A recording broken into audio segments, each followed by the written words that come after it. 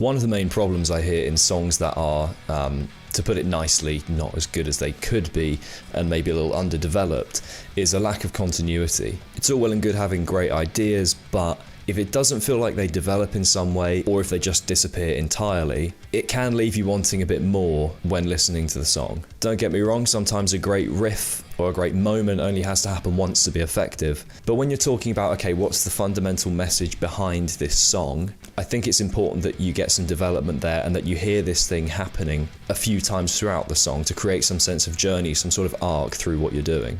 I'm going to run you through an example of a song that I've put together. It's just instrumental, but within the instrumentation, hopefully you'll feel a sense of continuity, and I'm going to explain how I've gone about creating that. I'm not saying this is the perfect example of that, I'm just saying this is how I think about it. This is kind of in the genre of like hard rock, heavy metal. It's kind of quite riff based, but I like to think it's quite accessible to anyone that likes kind of guitar based rocky music. So let's just start with the very first thing that comes in, which is the bass riff.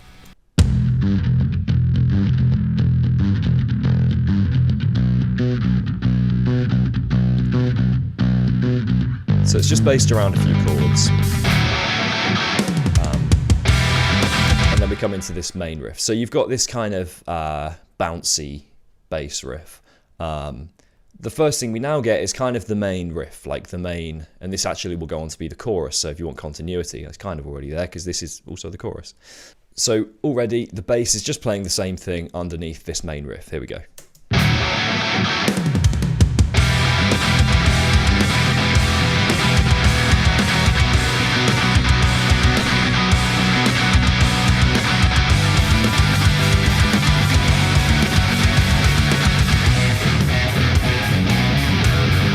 And then we're into kind of a verse part, and we'll get into this. There's some important stuff in here too.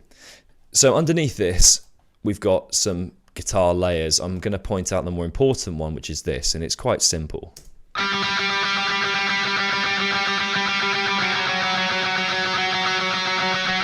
Just that.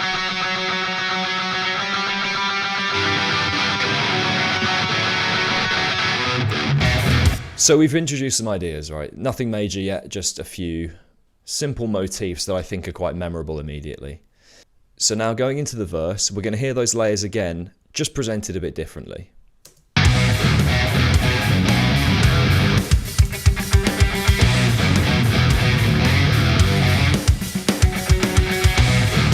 So you can hear, without even playing the whole verse, that the little layers, that's just mimicking what was in the intro, but palm muted. It's kind of it's a bit more crunchy sounding, but it's the same thing. So you feel a sense of continuity here, hopefully, even though we're playing a different riff and it's presented differently on the drums as well. Then immediately, quite quickly, we're coming straight back to that chorus again.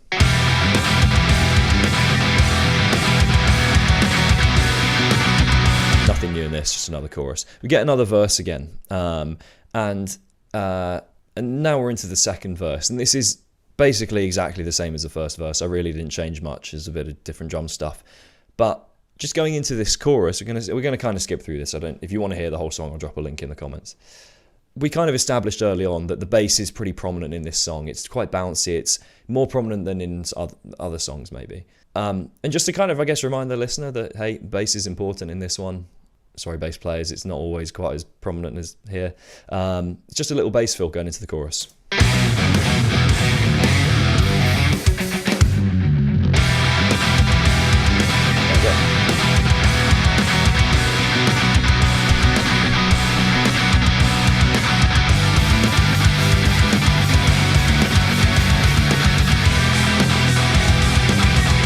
So something's changed here. We've taken the chorus, which you've already heard actually 3 times to this point, and we're only, how far into the song are we? I don't know, this starts on 0. Where are we at? Oh, okay, it's like a minute. Okay, so we're like a minute and a half into the song. So really, I've run with these ideas for quite a long time without changing anything too much. But I think just establishing ideas is important, and now we're a minute and a half in. It's like, okay, let's hear something new now. What you're going to hear is like a development on the chorus. You're going to hear the drums change. That's an important thing to note, and the layers are going to develop. So have a listen.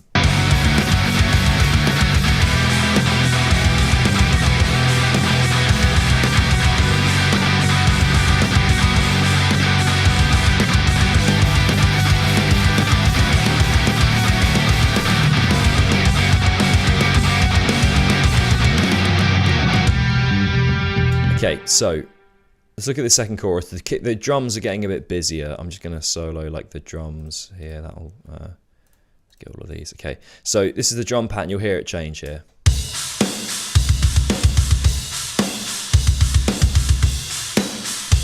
So we've built the kick pattern up on the drums, but it's still pretty reminiscent of what was going on before. The important change, I think, really is in the layers. They're going to go, I think they're up an octave and they're busier as well. They're played more regularly. Yeah.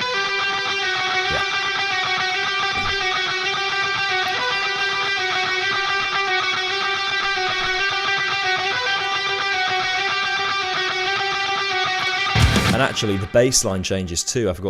Nearly forgot that. The bass line now, it ascends, and this is going to be important when we get to the later sections of the song. It's going to kind of come back in a similar sort of way to this. The bass line is, rather than following the chords kind of back and forth, it's ascending in pitch.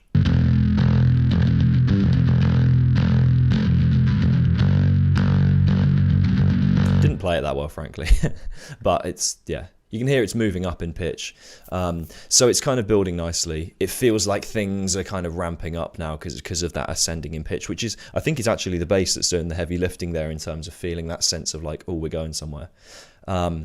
So after this chorus, and again, maybe if you want to really hear all of this in action, it might be worth, I will put in the comments a link to this song so that you can hear it all together, because I'm skipping through this a little bit here. So we're going to get to the bridge now. You're going to hear the bass riff again, the intro, exactly as it is.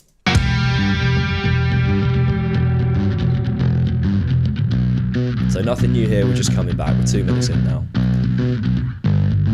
I just copy and pasted this a bit later.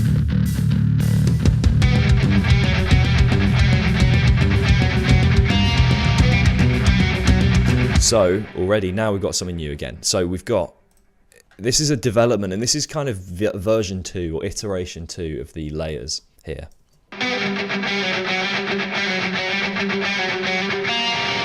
Get the crunchy kind of guitars, bit more development, sounds a little bit more kind of quirky and a bit more sort of evil now, which is sort of foreboding of the next part, I guess. So develop these layers a bit more here.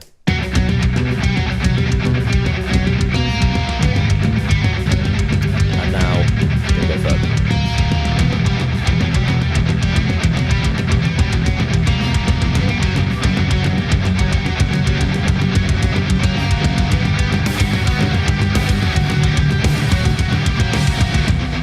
Okay, so that rhythm's in fives. 1, 2, 3, 4, 5, 1, 2, 3, 4, 5, 1, 2, 3, 4, 5, 1, 2, 3, 4, 5, which is like a polyrhythm or polymeter, I guess, over the fundamental 4. So it's 1, 2, 3, 4, 5, 1, 2.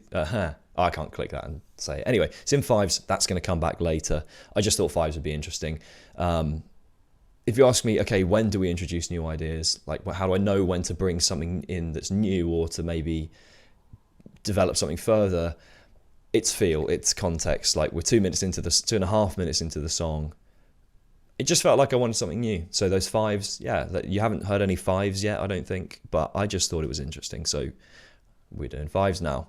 And like I said, we're going to come back to them, but they don't feel too out of place because the fundamental chords that we're outlining in this sort of janky 5 rhythm are actually just the same chords that you hear in the chorus.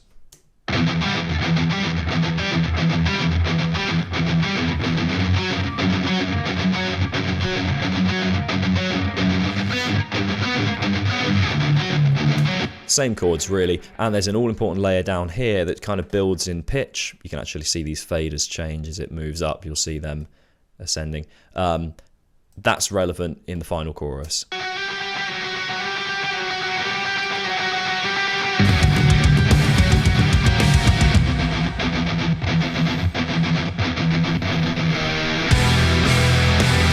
So we're into this quite heavy bridge. It's pretty dark sounding. The layer underneath is pretty much the layer you just heard, but the chords you're hearing are a darker and more consistently, in terms of rhythm, more consistently played version of what you hear in kind of in the chorus. It clearly sounds different. I'll play it for you here.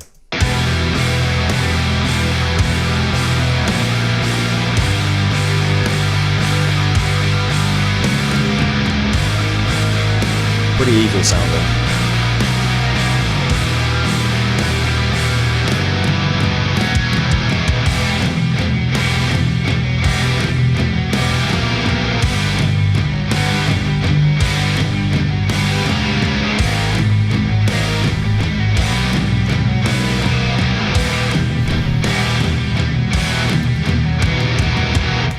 So we've gone into some pretty unfamiliar territory now with relation to the song. I mean, if you listen to that bit on its own, you'd have no idea you wouldn't have thought that the rest of the song was a bit more upbeat, maybe. So we've taken it somewhere quite new. And yeah, I just wanted to change the feel up a bit. It's quite joyful and playful in the sort of rock world, I guess. The presentation of this song has been quite upbeat, up tempo, so I wanted to just go darker for the bridge. Some of the chords are really dissonant. They're still moving in a similar way in terms of pitch change to the main chorus, but they are different.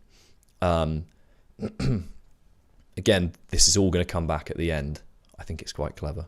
So now, because why not, we're going to go straight back to the verse, but it's going to be a little bit more playful this time. The drums are going to mess around a bit more.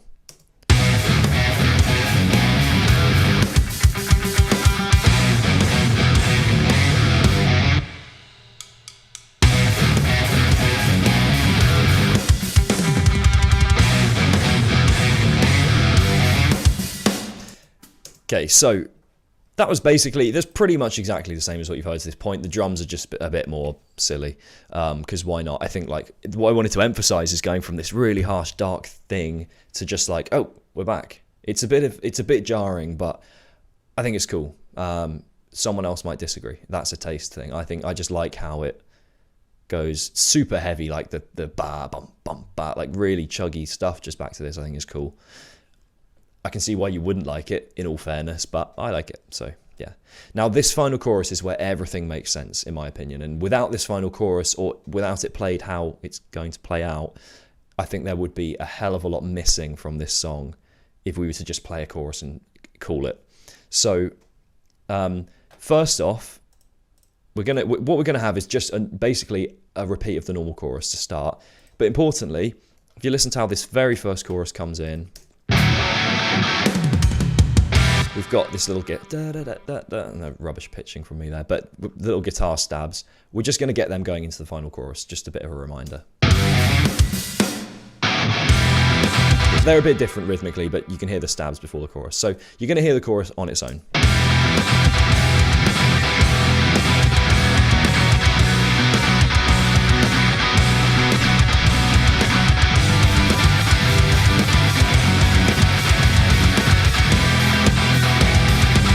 Now we're into chorus V2, which we heard earlier. The snare is now leading on the quarter notes. It's just a bit more driving, and we got that ascending bass line. So yeah, we're in territory that we've been in before, but it's just a little bit different. It really feels like it wants to go somewhere now.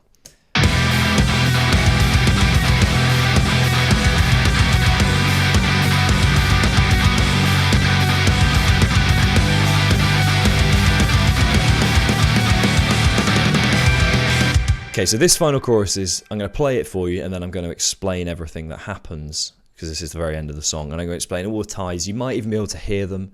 Tell you what, if you can hear all the things, all the little ties that happen in this chorus that have happened throughout the song. There's about 3 or 4 things, I think, happening that can be connected to an earlier moment in the song. I'll play it for you. See if you can spot them out. If you can put them in the comments, that'd be cool. If you can spot them before I explain them all. Yeah, have a listen.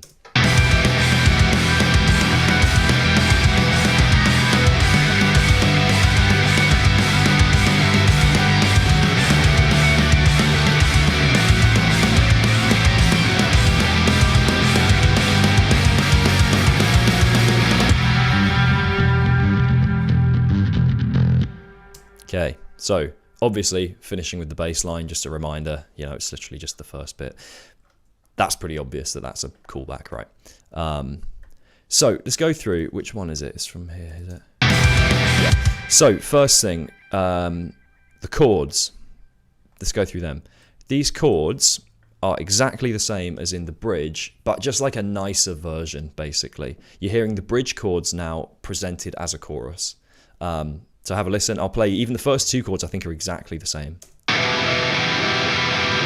hear that 1 and 2 and same rhythm as the bridge.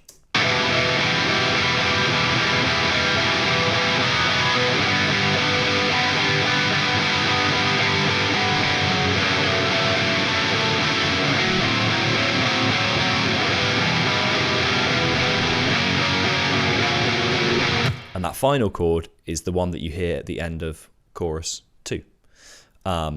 This is the bridge for reference.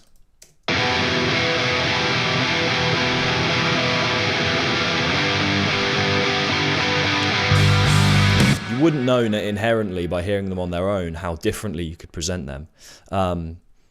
So yeah, something I forgot to mention, chorus 2, that developed version, just before we get back to it, there's an extra 2 bars on the end that you don't hear in the main chorus here.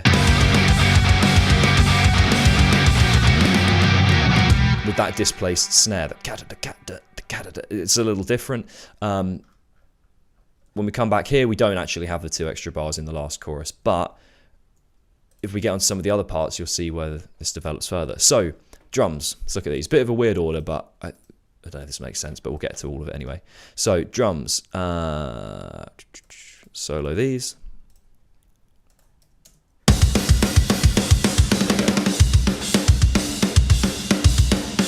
So we've got that displaced snare, it's reminiscent of those final 2 bars of the second chorus, but it's in 5s. And where you heard the 5s before was in the bridge here. Those are 5s, 1, 2, 3, 4, 5, 1, 2, 3, 4, 5. You hear that in this final chorus here, you're going to hear the 5s again. Put the drums back on. 1, 2, 3, 4, 5, 1, 2, 3, 4, 5, 1, 2, 3, 4, 5, 1, 2, 3, 4, 5, 1, 2, 3, 4, 5. So I've kept with the 5s, that's why they're important, because like, I've got to do, you can't just throw 5s in and be like, yeah, that happened, and then not do it again. So drums are in 5s there. That displaced snare thing is reminiscent of what you heard in chorus 2, but we're doing it with the 5s. It's now a new kind of thing, I think. And it doesn't sound too out of place. You know, 5s can be a bit alien, but I think not listening, thinking 1, 2, 3, 4, 5, 1, 2, 3, 4. It just sounds cool, I think. So that's something to point out. I've made a big list here so I don't forget any of these extra parts. So we've got the 5s, displacement, chords the same in the bridge, but they're a bit more uplifting. Now what we get in the leads, which you probably heard, they're quite prominent, is kind of the final iteration of the guitar layer. It's up another octave, and I've actually I've had a bit more freedom with how I present them. It sounded a bit more, it's not quite a solo, but it's like a melody that carries on far longer than the single 2-note kind of thing.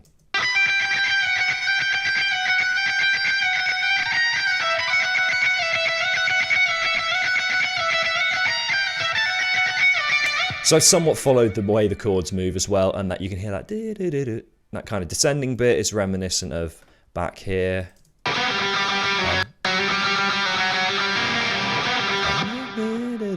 It's reminiscent of that, so you get that kind of thing as well. But yeah, these leads really sound like they're kind of breaking free from quite a reserved place that they came from, for example, from this. It sounds like that wants to break free, and now it's doing it in the final chorus. And then also we had this building part here.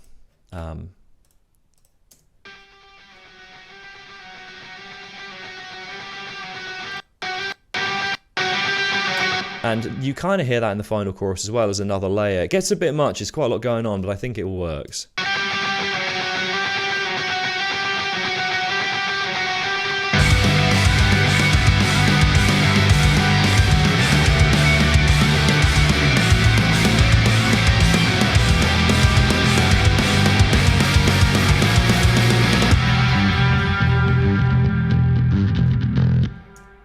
Yeah, I think that's everything.